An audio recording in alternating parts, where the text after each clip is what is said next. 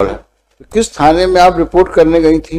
जब गिरवाई थाने गई तो वो कहने लगे जब चोट आएगी, हमला होगा, खून निकलेगा तब एफआईआर होगी। आपकी रिपोर्ट किस बाबत है? 376 की रिपोर्ट करवाई। ओहो। उन्होंने फिर से मुझसे साइन करवा लिए कि साइन करो, नहीं करोगी तो तुम्हारा एक छोटा भाई है 4 बहनों पे, उसे मार डालेंगे। तो मैंने साइन कर दिया। फिर जब कोर्ट ने वो खारिज कर दिया तो वो फिर से परेशान करने लगे हमें। बेल अलाउ कर दी। कभी कभी घर पर आ जाते हैं रात में, दिन में मेरे साथ बदतमीजी करती है। मेरा स्कूल पढ़ाना भी कौन है? तो क्या करते हैं आप? मैं स्कूल में बच्चों को पढ़ाने जाती। टीचर हैं आप? कहाँ पर? गोल्डन वैली स्कूल है, प्राइवेट स्कूल, इसमें बच्चों को पढ़ाने जाती। ग्वालियर में ही स्कूल है? गोल्डन वैली ग्वालियर का है? ग्वालियर में है ना। तो किस थाने में आप रिपोर्ट करने गई थी? पहले मैं माधवन थाने में गई तो उन्होंने मुझे गिरवाई थाने भेजा।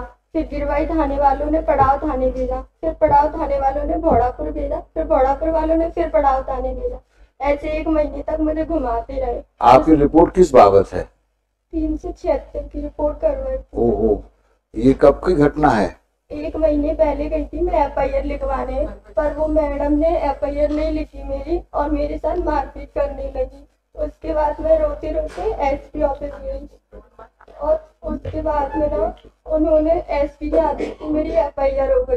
फिर भी वो मुझे रात में बोलने लगी 8 बजे कि तुम एफआईआर अभी भी करवाना चाहती हो, इतनी मार खा के तुम्हारी अकल ठिकाने नहीं आई। ऐसे फालतू फालतू बोलने लगी। मेरे जीजा जी मेरे साथ थे तो एफआईआर हो गई।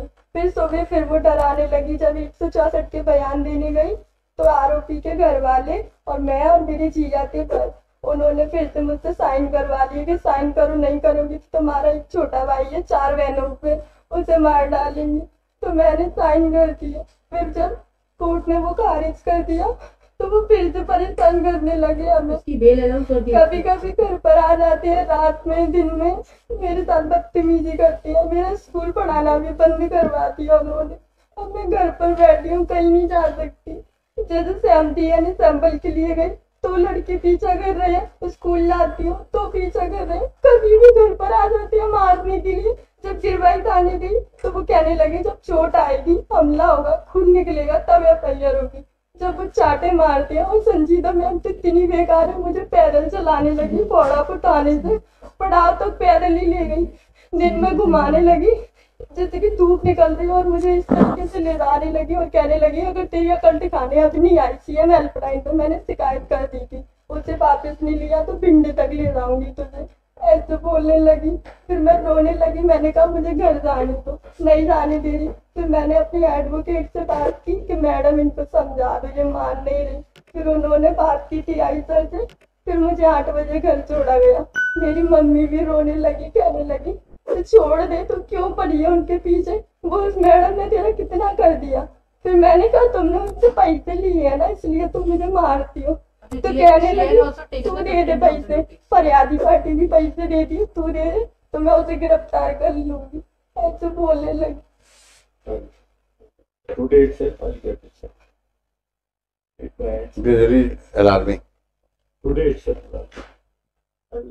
And Lordship accused is released on bail. whatever Even government, including FIR and all this, it will be completed by 4 p.m. today. And the misbehavior I'll prove. aspect also has to be very seriously looked into. I have heard. Tell your assessment. You heard everything about her predicament. and I- Look at her today helplessness. itself, Ensure that every possible action is taken on her complaint, Today and such officials who have misbehaved with her are taken for task. I'll.